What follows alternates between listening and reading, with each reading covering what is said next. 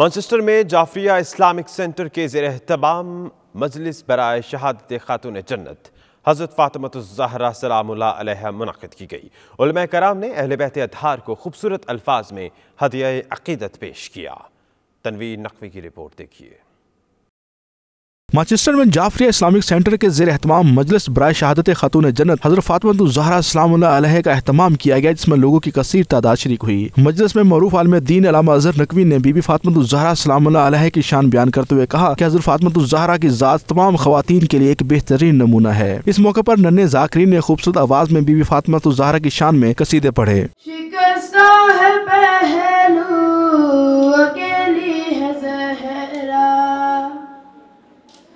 रोने पे पहरा मसाइब का सहरा अकेली है 92 न्यूज़ से गुफ्तगू करते हुए अल्लामा अज़हर नक़वी और सदर इस्लामिक सेंटर जाफरिया सैयद क़ल्ब अब्बास शाह ने कहा कि बीबी फ़ातिमा-तुज़-ज़हरा सलामुल्लाह अलैहा के अक़वाल पर अमल करके ही एक बेहतरीन माशरा कायम किया जा सकता है। क़ाल रसूलुल्लाह सल्लल्लाहु अलैहि वसल्लम अल फ़ातिमतु बज़अतु मिन्नी मन आज़ाहा फ़क़द आज़ानी व मन आज़ानी अज़ल्लाह। पैगम्बर इस्लाम फरमाते हैं कि ज़हरा मेरा टुकड़ा है, जिसने ज़हरा को अज़ियत दी उसने मुझे अज़ियत दी, और जिसने मुझे अज़ियत दी उसने अल्लाह को अज़ियत दी।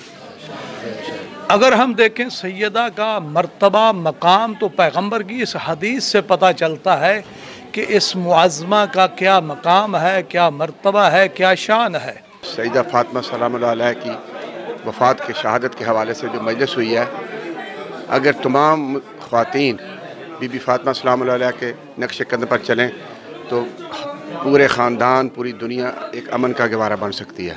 मजलिस के इख्तिताम पर पाकिस्तान उम्मत मुस्लिमा की तरक्की और खुशहाली के लिए ख़ुसूसी दुआ भी मांगी गई।